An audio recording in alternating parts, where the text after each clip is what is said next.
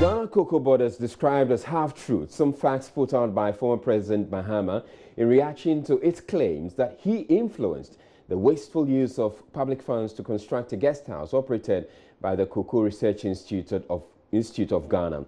Cocoa Board's chief executive Joseph Wahin Edo at a news conference stated that the over 5 million cedis spent on the facility at Bole in the Upper West region was only so then President Mahama would have a comfortable place to live each time he traveled to his hometown. The office of the former president, in a statement signed by Joyce Bar Mukhtari, however, denied the claim and said the Craig Guest House has been around since 1975 and so couldn't have been built just for the former president. Well, Joy News' Upper West correspondent Rafiq Salam went to find out about the guest house and reports there's a unit that was recently built and which appears to be the unit in contention. Rafiq Salam joins me on the phone line now with what he found out. Hello, Rafiq. Now, it turns out there are at least 3 units making up this Craig Guest House, with the latest unit to be built being the one attracting the controversy. Tell us more about this. This facility that we are talking about, the Cocoa Board Guest House, I can tell you that it's lying in about the size of 10 football fields. And so there are several houses there.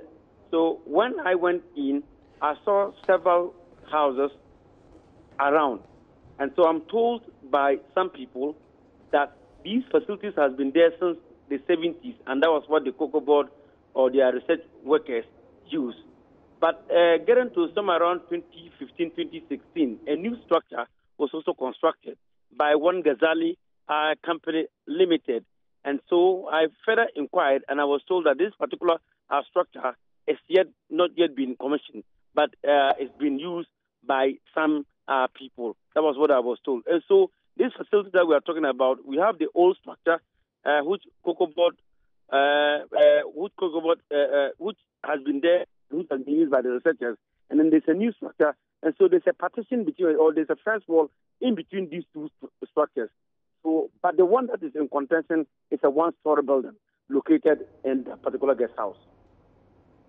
Now, so we also understand that the old structure was also rehabilitated. Is that the case?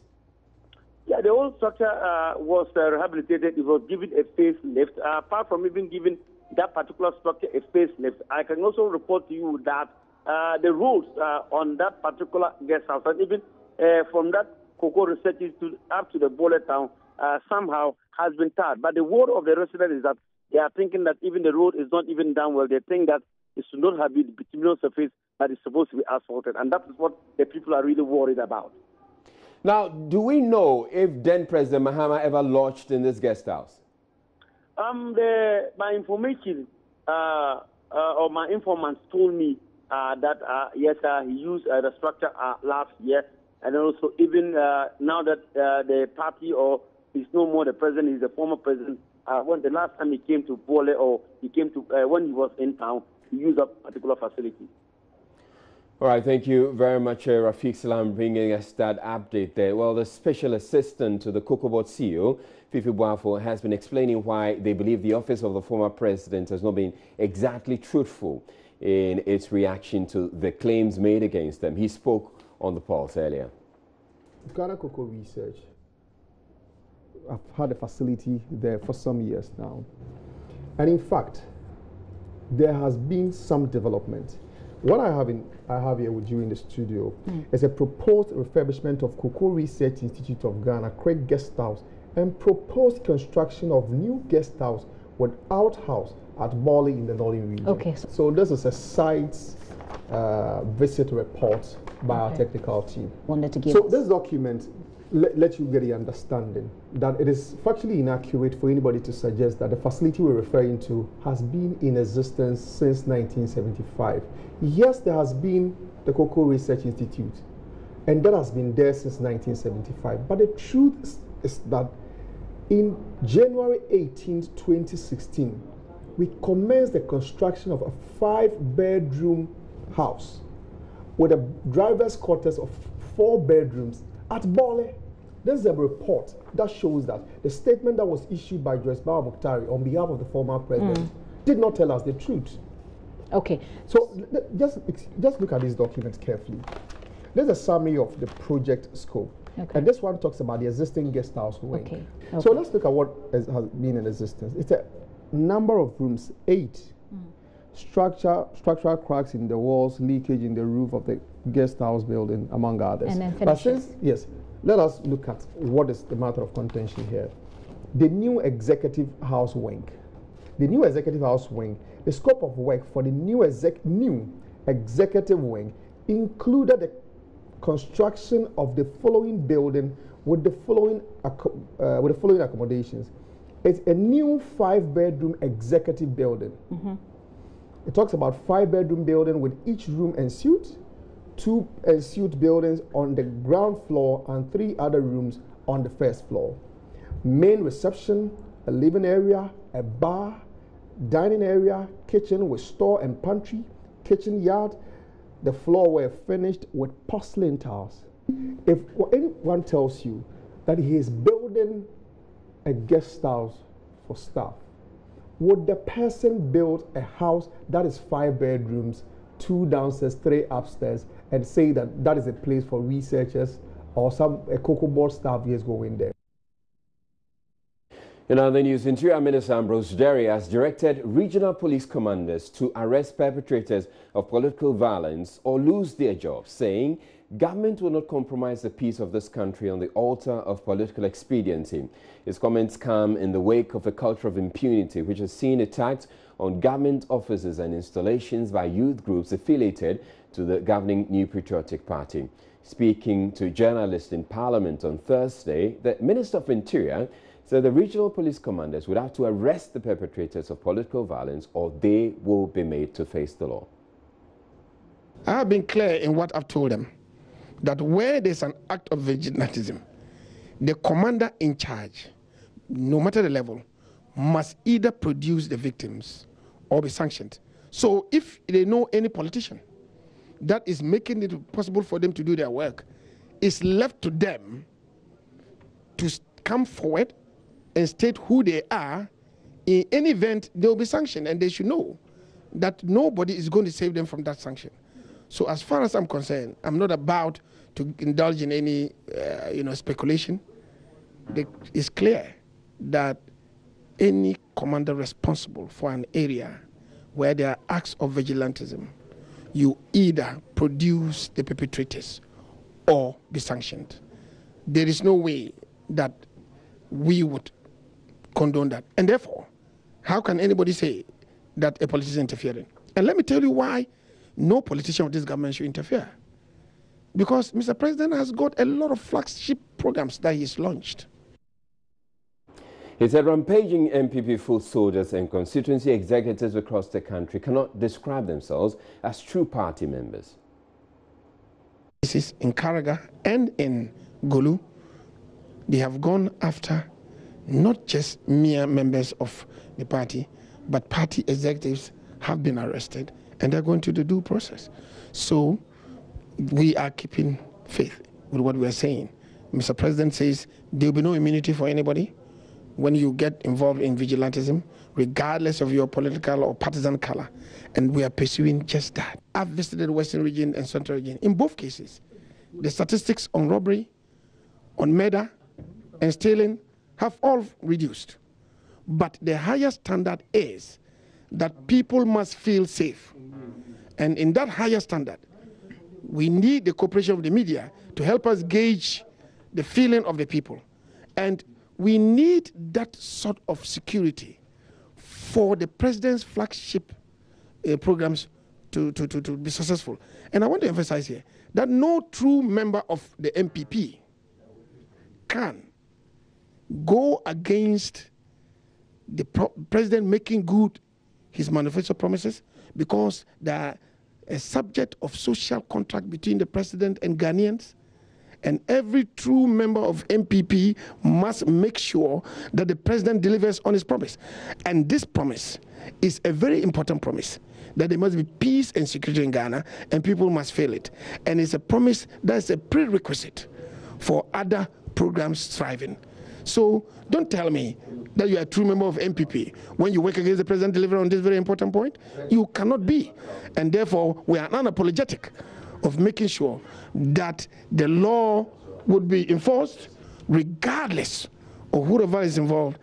And I believe, and I tell you, that Mr. President would keep his promise, just as he has kept promise in other respects. So, well, I don't know if the arrest of party executive in Karaga and Gulu is talk. That is action. And as I speak to you today, we've got some of our members who have been convicted. What do they have to show us? We have evidence that we have sent anybody who has committed offenses to court, including our own.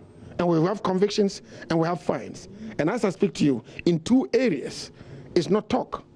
They have been arrested in Karaga, they have been arrested in Golu. In the case of Techema, it was a hoax. There was nothing like that. What is the talk? This is action. Watching Joy News from, we're taking a break. But still ahead, minority in parliament rejects apology by Ghana's High Commissioner to South Africa and insists he resign or be sacked by President Akufo-Addo. And then having access to the right kind of education as a special child can be challenging if you live in the city, but if you live in rural Ghana, however, the chances are virtually non-existent. We'll tell you the story of Kofi Francis.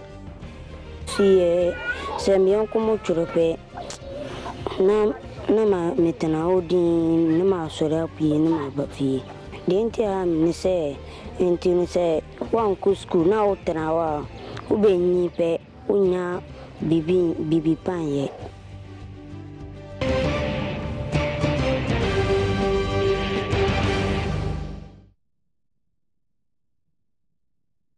President Akufo-Addo has distanced himself or dissociated himself from the protracted chieftaincy conflict in the Boku traditional area, insisting he has no interest in who becomes chief there. Confusion between 2 ethnic groups, the Mampusis and the Kusasis, remains unresolved after several attempts, even though the town has enjoyed relative peace in recent times. The issue became topical when the president of the Boku Traditional Council, Naba Asigri Bugurugo, led chiefs to call on the president. Here's the spokesperson, Naba Moses Abariapia. Soon after your election victory in December 2016, you toured parts of the country, including Boku, to thank the people for supporting you to victory and outlined some of your key policies. At Boku, you declared that your incoming administration would not meddle in chieftaincy matters, but would respect the status quo as it is. Mr. President, this important declaration helped to cement the fragile peace we had in Boku at the time.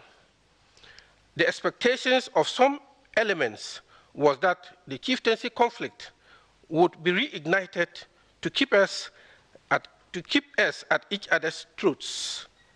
We need to come and thank you for keeping us at peace. I want to assure you that my chiefs and people appreciate the policies outlined by your administration, some of which are already being implemented, like the free senior high school system and the allowances for nurses and teacher trainees. Agricultural production in our area, especially the cultivation of maize, would have seen fantastic increase this year due to the policies you put forward. But for the destruction of the fall armyworm and the strange occurrences of drought in the month of September this year. It's strange because we have not seen it before. Your Excellency, Mr. President, we have noted with pride and appreciation the careful manner in which you selected persons in political positions in your administration. The coverage was maturely done, and the persons are widely supported by the people. President Akufo-Addo assured of his neutrality in chieftaincy matters, but demanded dialogue to ensure peace in the area. It is very important that all of us understand that we derive no benefit from conflict and instability. What we need to do is to recognize the things we have to do to make sure that the peace is maintained and developed. When I said that I have no interest in chieftaincy matters, I meant it. It was not an idle statement. I am not a chief. I'm not a royal of Boko. I don't have any interest in meddling in Boko chieftaincy matters. And that is what I meant by saying that my government has not come here to deal in chieftaincy matters. We'll leave chieftaincy matters to the Zugruna and the others who are more suited. But it's important that all sides, because one person cannot fight, it takes two people to fight, that all sides continue to exercise restraint and comport themselves so that the peace that we're seeing today in Boko can continue. There's a lot that we have to do together to develop the area and to develop Ghana. Without peace, we cannot do it. So I'm happy that today the peace is prevailing in the area and that you are doing your best to make sure that it remains peaceful. The president also appealed to traditional authorities to help stem fertilizer smuggling to neighboring countries. According to him, government program on planting for food and jobs will be defeated if the trend is not halted. Government has decided to support the work of the farmers.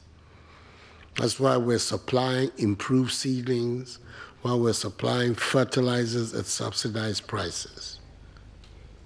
But you know that when something good is happening, there's always a few mischievous people, criminal minds who want to use the good things just for their own selfish interests. So that you hear stories that some of the fertilizer is being smuggled across our borders. The people who are doing that, they're enriching themselves, but they're doing so at our expense, your expense and my expense. So I'm asking you, the traditional rulers in the area, to be part of the law enforcement agencies in the area and make sure that smuggling doesn't take place of these important items. The Upper Regional Minister assured me that there's no smuggling in the place. I hope that is true.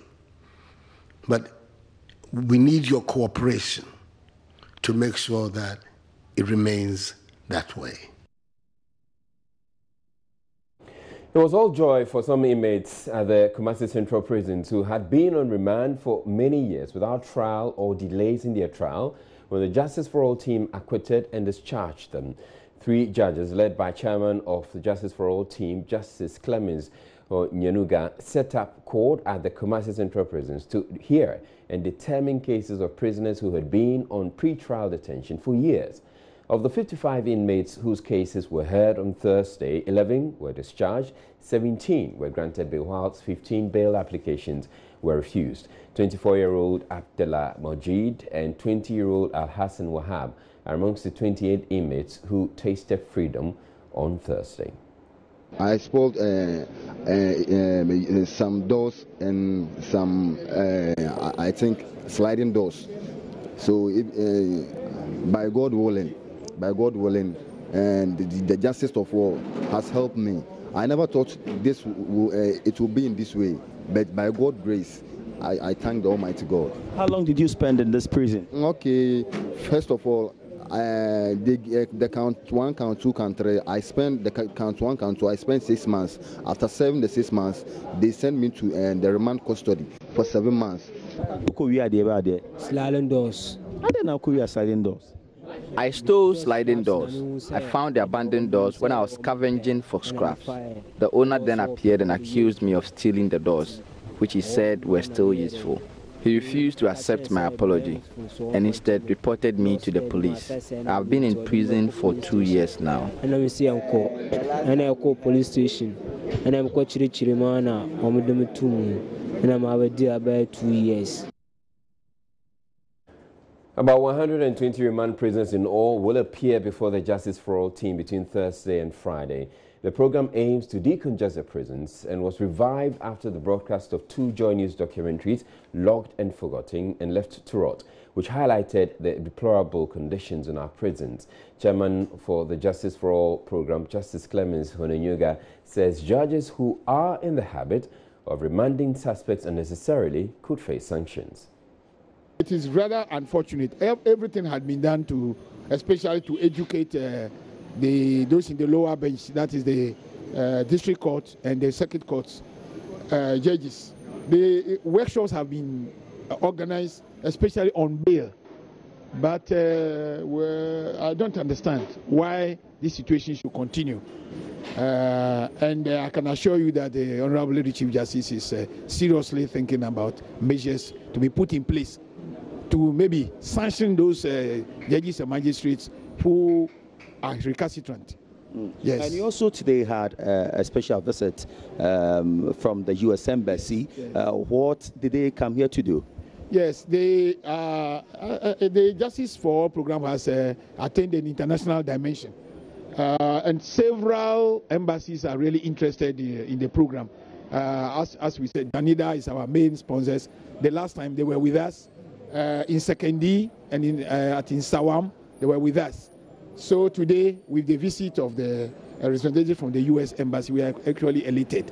And we think that from that, we'll be able to get some assistance to enable us to run the program. Deputy Director of Prisons in charge of the Ashanti region, Nelson Dude, says he would wish more inmates would be freed to ease the unbearable conditions, especially at the Kumasi Central prisons. My biggest concern after going around on inspection was the congestion, especially at the remand section. It has been a worry for us over the years, and I think with the introduction of the Justice for All program and what has happened today, it is going to provide a very big relief to us. So it will go a long way to lessen our work. So it is our hope and prayer that tomorrow, when they come to continue, more of them will be granted bail and others may be discharged outright. We're taking a break here on Joy News Prime to bring you business news, but still ahead in the bulletin, the minority in Parliament has rejected the apology by Ghana's High Commissioner to South Africa and is insisting he resign or be sacked by President Akufo-Addo. He has lost every legitimacy to continue to hold on to that office. We'll be back with business. Stay tuned.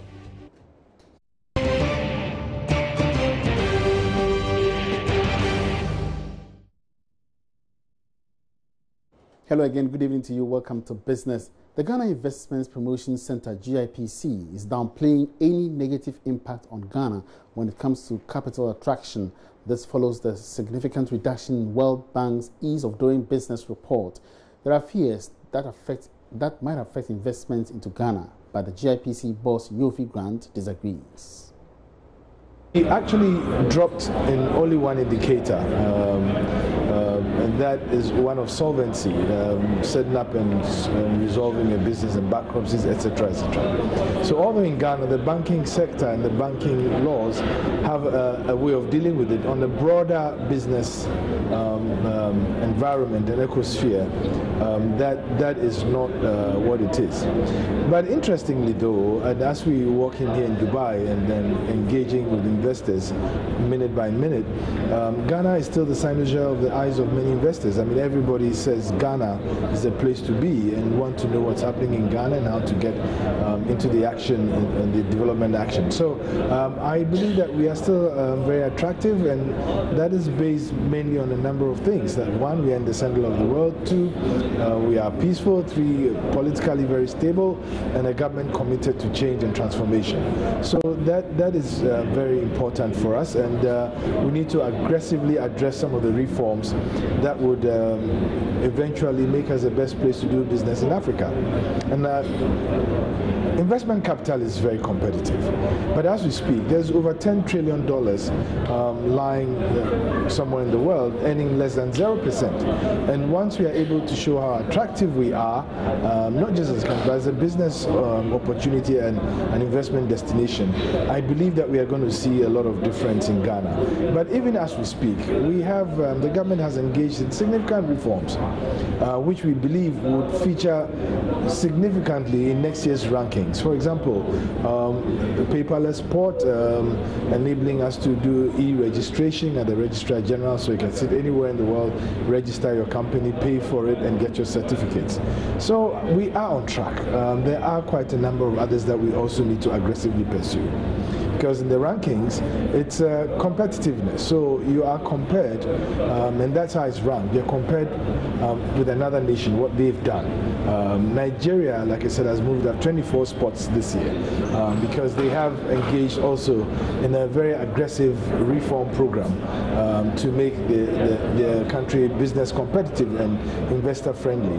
And so we need to review that. And we are currently engaged in a review exercise, doing a peer-to-peer analysis, seeing what our peers have done on the reform and the reforms, and seeing how best we can do it, but also to ensure that whatever reforms we do inures to our benefit.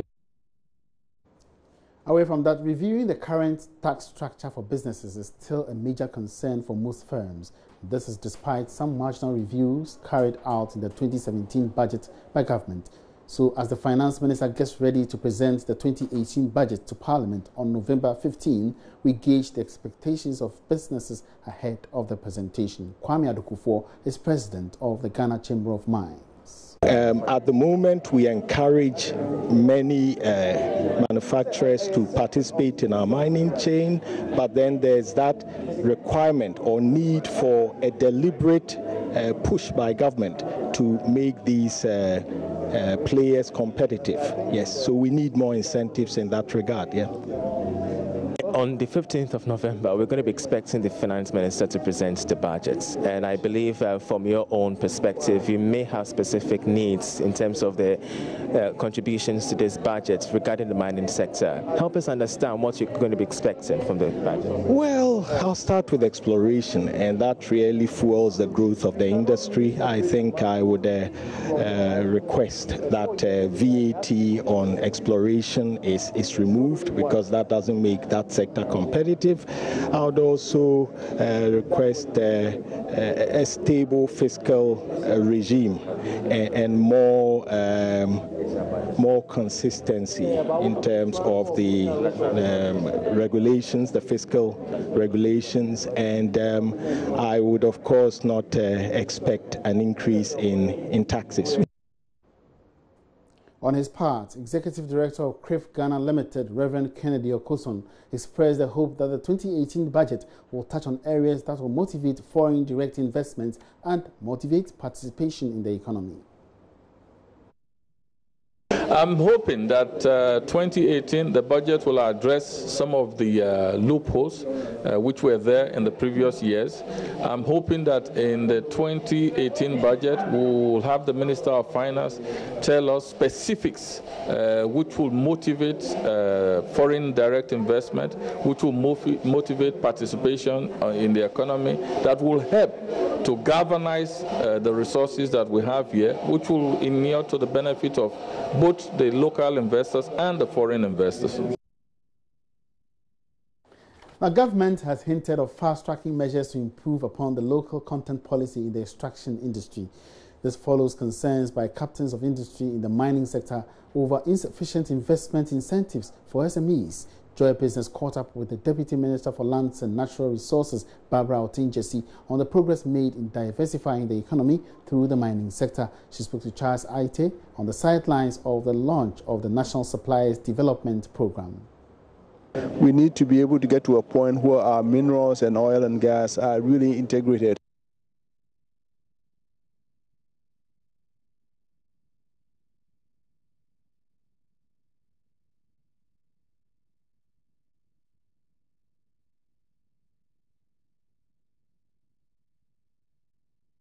First of all, help us understand the urgency of this very launch today. Thank you very much. I think that this program is long overdue. because the mining sector plays a very significant and important role in our economy.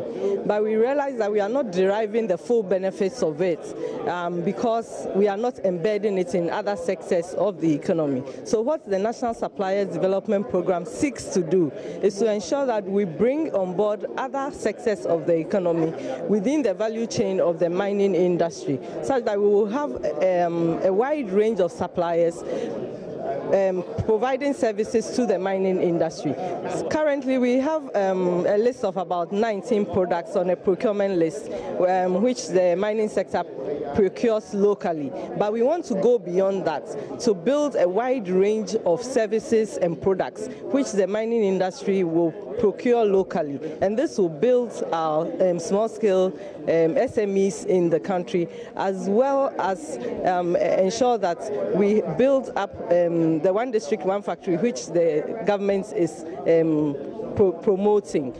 Through this, we will have a wide range of local industries to support the mining sector and to build our local economy as well. Beyond this, of course, the Africa Center for Energy Transformation has issued a policy document, a document in that regard concerning the issues related to the mining industry in terms of local content participation. And we've realized that one of the key challenges is the insufficient supply of incentives for local investment. What do you make of this?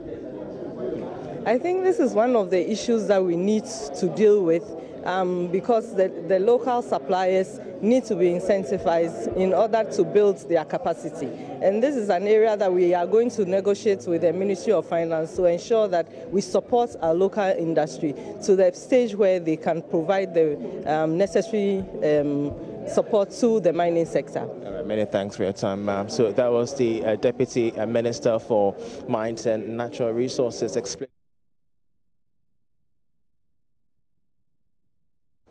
Now, government says it is bent on harmonizing the finances of the energy sector agencies to avoid recurrence of the sector debts, which now stand at about 10 billion Ghana cedis. That's a assertion of Deputy Energy Minister Dr. Mohammed Amin Adam. Government last week failed to raise all the 6 billion cedis targeted for the 10-year bond to help clear the debts and has now extended the offer period. In an interview with Joy Business, Dr. Mohammed Amin Adam noted the introduction of the cash waterfall system, among other interventions, will ensure all players in the value chain of the energy sector have improved balance sheets. The LPG distribution policy, which we call the National LPG Promotion Policy, it is not about cylinder recirculation alone. It deals with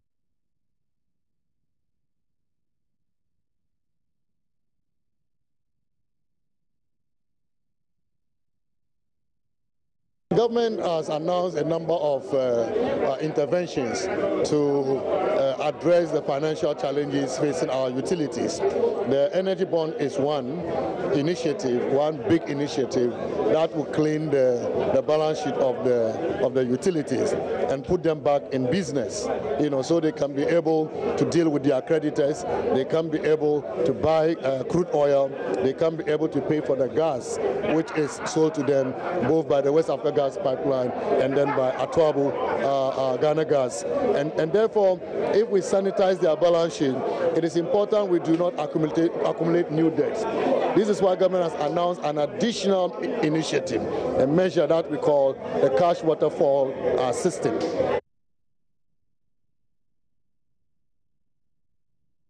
Business Tonight, many thanks for your company. My name is Emmanuel Abwaji Wiafe. Have a good evening.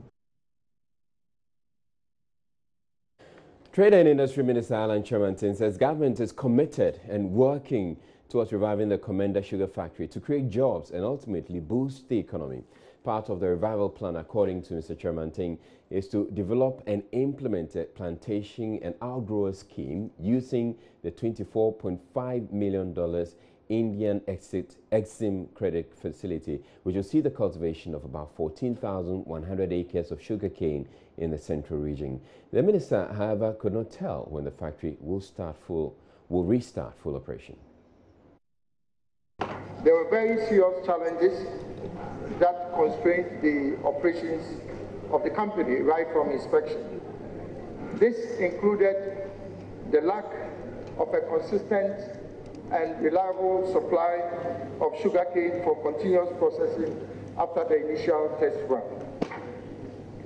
The ministry, as a result of this, constituted a team of Ghanaian experts to conduct a comprehensive technical audit of the factory.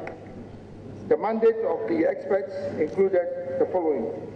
1, to ensure that the factory conforms to the technical specifications agreed in the project document and the operational plan.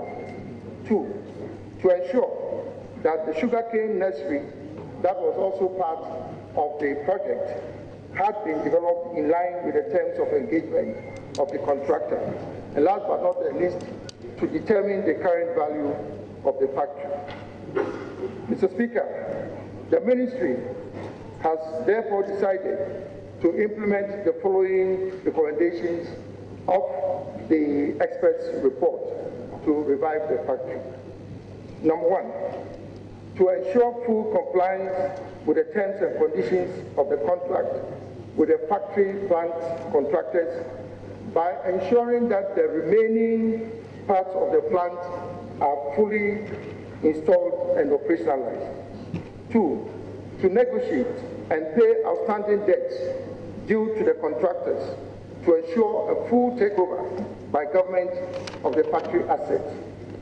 3, to appoint a governing board of directors to provide high-level strategic direction and leadership for the company, pending a full decision on the share divestment options, which is currently being explored with the advice of the transaction advisor for this particular project. 4, to develop and implement a plantation and outgrower scheme using the $24.5 million Indian Exim Credit Facility to ensure the cultivation of about 14,100 acres of sugarcane in the central and western regions. Thank you. Well, former Deputy Trade Minister Kwekuru Ketegan is accusing government of delaying in accessing the Exim credit facility secured under the former President Mahama. He says the money, when accessed and used properly, would bring the factory back on stream. A nursery of about 125 acres of sugarcane. Of sugarcane nursery. What happened to that plantation? Well, or the nursery? It's a nursery, so it's supposed to, when you take one, let me give you the technical. If you take one sugarcane, you can cut it into about 10 pieces to feed another sugarcane. So if you have 125 acres of sugarcane nursery, it means when you multiply it by 10, that's the number of acres you can plant. And if this is repeated a number of times, you will be able to supply the outgrowers. Because don't forget that... Before you continue, Mr. What happened to the nursery? I'm interested in. Well, the nursery is there.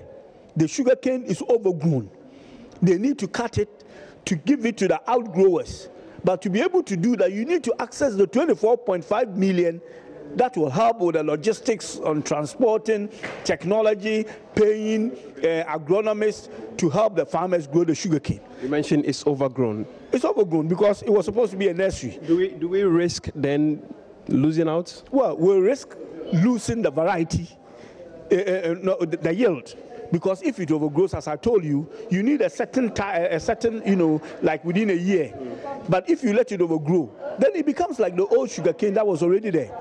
You see, it's not like the first time we are building a sugarcane factory. Commander had a sugarcane factory, okay, or sugar factory. There are farmers within the satellite area who were growing sugarcane and are still growing it. The only thing is that when the sugarcane factory collapsed, these farmers either stopped growing or they were just growing it for molasses. So the capacity shrank, the yield of the sugarcane also went down. And what this program is supposed to do is to guarantee the farmers a ready buyer. And by guaranteeing them the ready buyer, then we can financially support the farmers, so that even if we give this the 24.5 million to them as loans to help them, we know that there's a buyer who will buy the sugarcane from them, so that we'll be able to retrieve the loans back from them.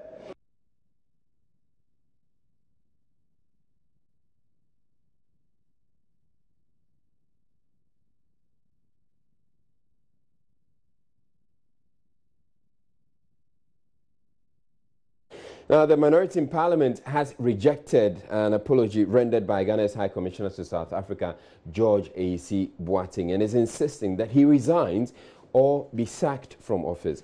The diplomat has been widely condemned after he said he would prioritize the needs of the youth of the governing New Patriotic Party over others. Although he has retracted and apologized for his comment after a meeting with the Foreign Affairs Minister Shirley Ayoko-Botchwey Wednesday, the minority said it was half-hearted.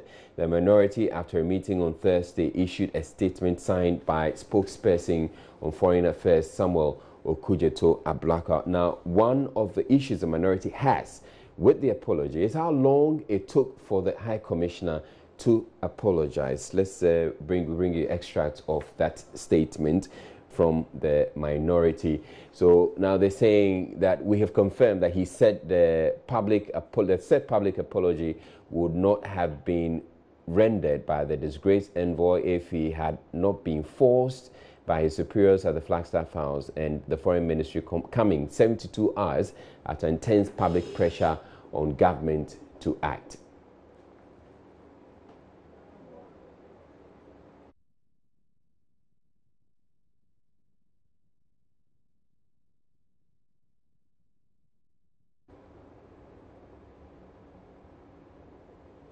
And again, then they said that the conduct of His Excellency A.C. Boateng over the last 96 hours have shown him to be unfit and lacking the temperament of a diplomat to occupy the high office of High Commissioner.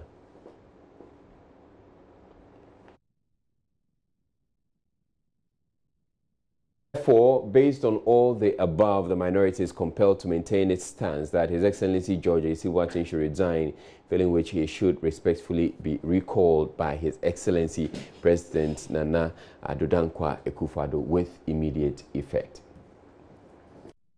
The spokesperson on Foreign Affairs, Samuel Okudzeto Ablakwa, in an interview with Joy News' Raymond Akwa, said George A.C. Boateng does not really deserve to be in that office. You cannot justify statements which suggest that there are some citizens who are more Ghanaian than others. You cannot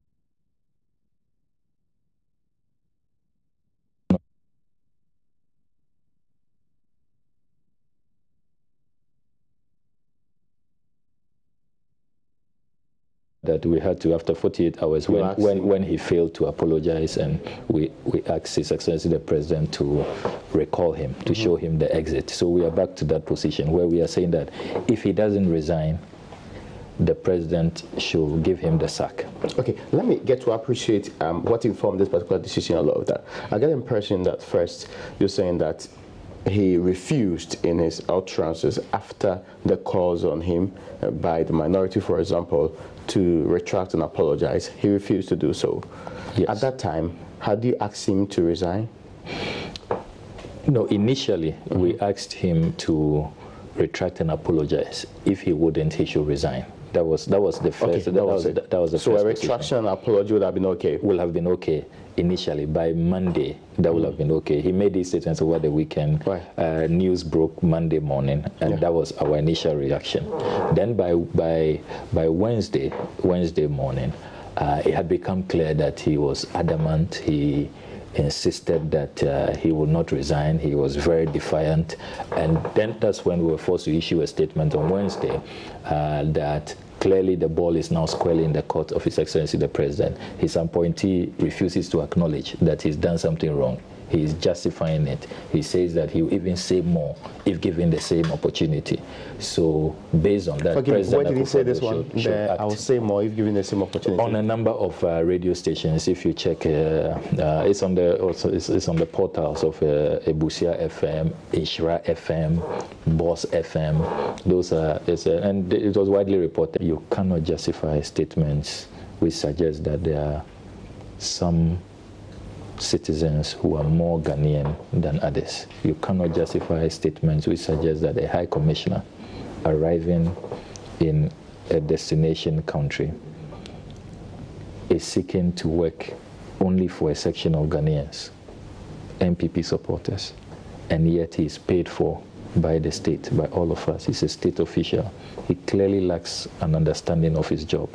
He clearly does not appreciate the demands of his office. He has lost every legitimacy to continue to hold on to that office. Still ahead in the bulletin, having access to the right kind of education as a special child can be challenging if you live in the city. For those in rural Ghana, however, the chances are virtually non-existent. We'll tell you the story of Kofi Francis.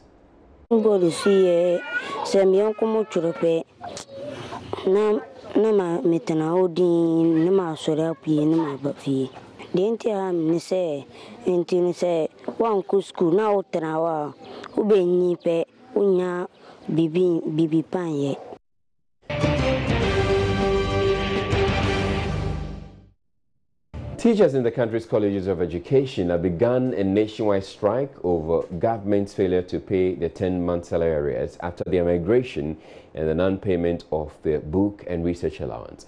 The teachers are also calling for the governing councils of the various colleges of education to be duly constituted to make the conversion of the colleges of education into tertiary institutions fully functional.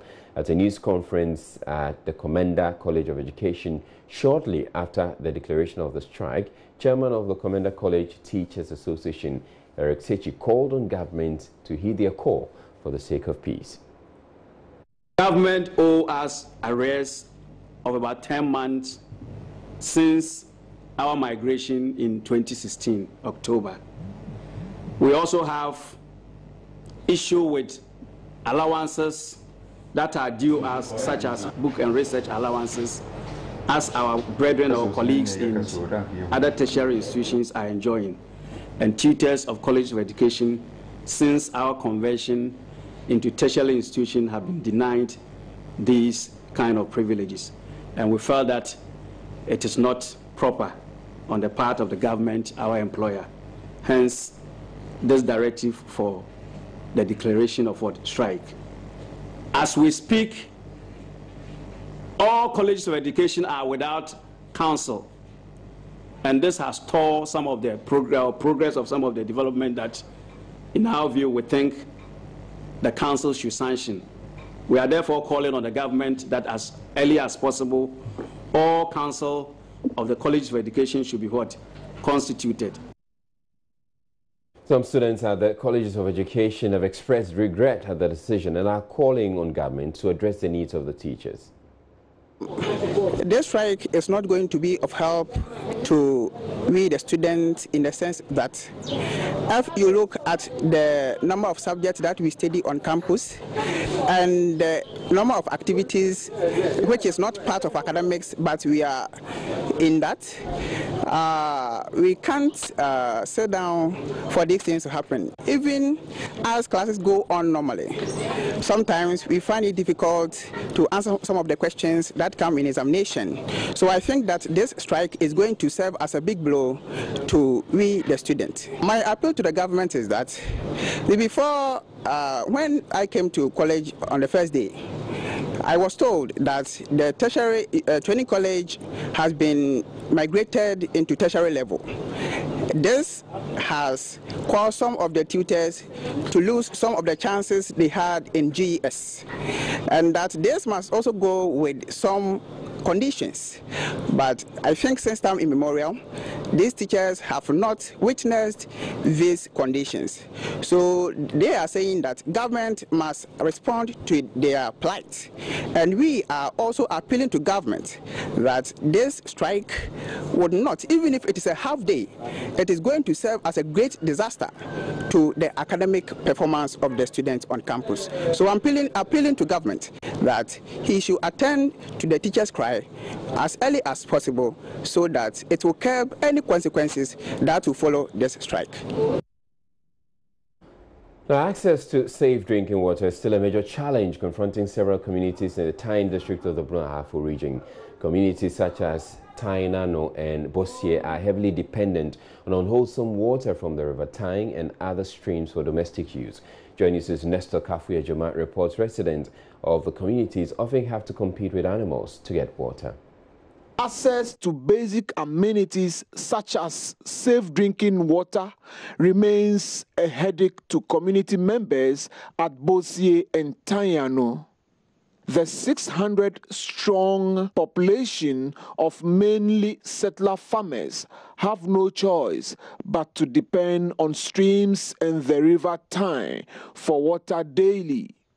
Even though water from this river at a cursory glance looks contaminated, Mami Edobia is compelled to come here every morning and evening with her children to draw water for use at home. She says her children have been complaining of waterborne diseases, but there is nothing she could do. Kwabena Brobe is the Odikro of Bosie. We don't like the water, but there is no option for us. We are suffering from a lot of waterborne diseases. Even pigs share the water with us, especially during the dry season. We are happy that these people want to give us safe drinking water. Some other communities with boreholes can also not access safe drinking water because the boreholes are faulty.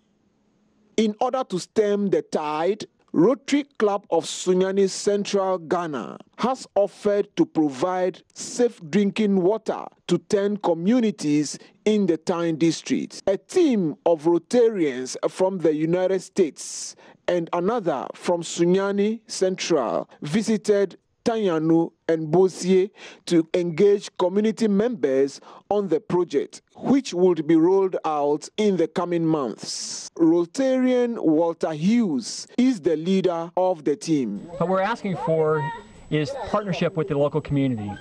So we ask for their dreams and their vision and their leadership, and then to contribute towards their borehole or microflush toilet. And we will follow their lead. But it is their leadership that we want to see and develop. And also, it's the women in the communities that are transforming their lives. So we are here because there's so many dedicated men, women who are making a difference here in Ghana, and we want to be a part of joining with them to make a difference. Tyne District Chief Executive Charity Jumo says the District Assembly has put in place a specific strategy to get amenities to communities in need. With my system of governance that I'm introducing to Tyne District, it's self-help spirit. So as much as you need the water, we would want you to also participate in bringing the water into fruition. What they're going to do is that they're going to open an account and they will put their pittance in it, and then we want to see how they will manage the facility afterwards. So they are going to set up a committee to overlook that. And when they bring in the borehole, they can manage it and then they can put some money down so that when the borehole is faulty and it's not a huge mechanical fault, they can use the little money they have to buy parts and fix it themselves.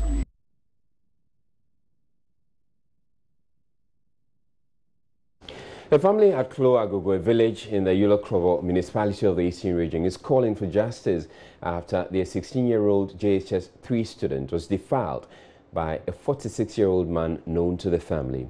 The suspect, who is currently on the run, is said to have assaulted his victim and rendered her unconscious before having sex with her.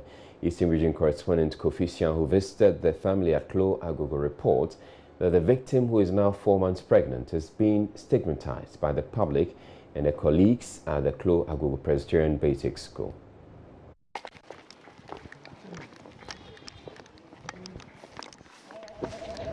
I will call her Josephine, not her real name. Her heart beats faster and looks pale. A critical look at her shows her protruding belly. This is certainly not a situation she wished for herself. Josephine had closed from school when I met her on my trip to the village. According to her, the suspect, Joseph Nano, who is married with 3 kids, took advantage of her and committed the act when she took his 3-year-old child to him. She says the toddler had come to play in her house, but no one had come for her, though it was getting late. How did you find yourself in this situation? I'm sending her to their house to go and sleep, and there was no one in the room. And I placed her on their bed, and I left the room. When I was coming, I met the man at the door, and he don't touch me, but he do me like this, and I don't know where I am, and I fell. When I opened my eyes, I saw him standing in front of me, and I asked him, what did he do to me? And he said he didn't do anything to me. And he said I should go out, and I went out. When I realized, I saw some sperm in my pants, and I went and tell my mother that this man do this thing to me, and he said he will go and ask him. When they asked the boy, he said yes, he did something like that. Okay, so you mean you fell unconscious when he pushed you? Yes. So when did you realize you have become pregnant? And then May, I didn't have my menses, and then July too. July it come, but not the way that it have been coming. Okay, so since you became pregnant, what has it been telling you? What has it done to ensure that you are safe? It doesn't tell me anything again. I have not been seeing him too. And if I see her too, he would, from his face, he would not look at my face, and he would pass away. Josephine says she was a virgin at the time of the incident, the 8th born of 9 siblings. She reveals to me how her poor family agreed to settle the issue at home because they had no money to pursue the case. She also talks about the unsuccessful attempt by his rapist to terminate her pregnancy, causing her to bleed profusely. He said I should drink it and abort the child. And when I take it, it comes small, but not all. And they said we should go and scan. And when we scan, they said nothing happened to the child. She tells me she is being stigmatized by colleagues and members of the public who know about her situation. They don't want to talk to me at any time they are talking. An opinion leader, Charles Samoa, who has volunteered to help rescue Josephine, is worried about the alarming rate of such cases in the area. A 12-year-old child, 11-year-old child, 14-year-old child, 15-year-old becoming pregnant is a normal thing here. People don't see it as a big deal. And anyone who wants to help the person, the victim, and go to a prison, you become an enemy to some people because you are rather destroying their peace. So maybe we need some information van to come and explain these things seriously to the community for them to understand that if, be it a teacher, a worker, any man at all, sleeps with a girl underage, that person should be punished. Josephine, like many other victims of defilement, will remain helpless if authorities do not come to their rescue. My name is Kofi Sian, reporting from Klo Agogo, here in the Eastern region. In many rural districts in Ghana, children with disabilities, especially the visually impaired, drop out of school because of a lack of specialized teachers. The lack of these specialized teachers is a manifestation of the sorry state of Ghana's policy on inclusive education, largely due to inadequate resources. Jojo Kobna visited the Krachi in Chumu district in the Volta region and tells the story of a visually impaired 14-year-old boy who's thirsty for education, but who may slip through the cracks if he doesn't get help soon. Kofi Francis is 14, but he has been through a lot. First, his mother abandoned him when he was just a baby. His father also died, leaving him in the care of his grandmother. Then 3 years ago, he suddenly lost his sight and has been forced to drop out of school because he could not cope in class. He is, however, ambitious and wants to go back to school.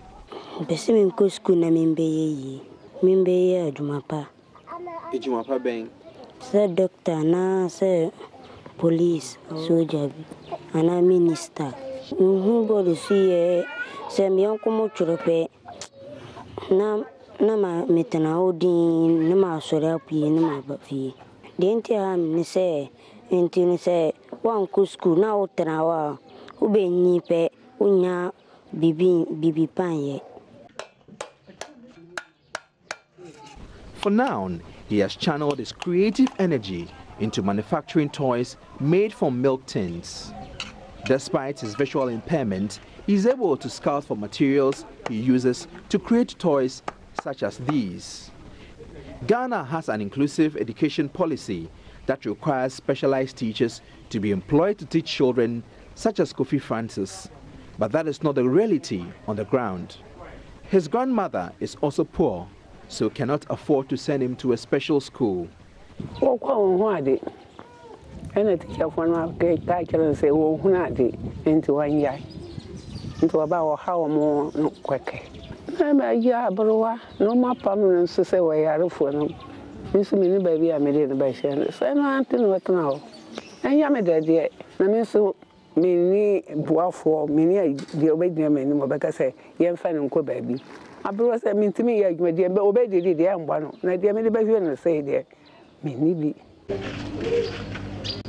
The Karachi Inchimiri District Education Officer, Justice Habib, admits many children with disabilities drop out of school because of poverty and also because government has not made adequate preparations for them.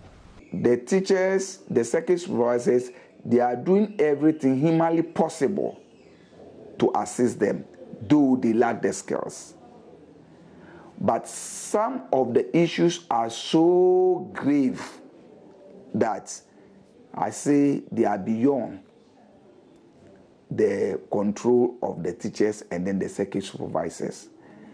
As I speak, my desk officer for inclusive education has identified about 3 of such children who, as a result of their predicaments, have dropped out of school. Kofi Francis mirrors the fate of many children with disabilities in Ghana. Until government pays special attention to them, they will continue to be marginalized and be discriminated against. For now, Kofi desperately wants to return to school that can take care of his needs. George Kobner, Joy News.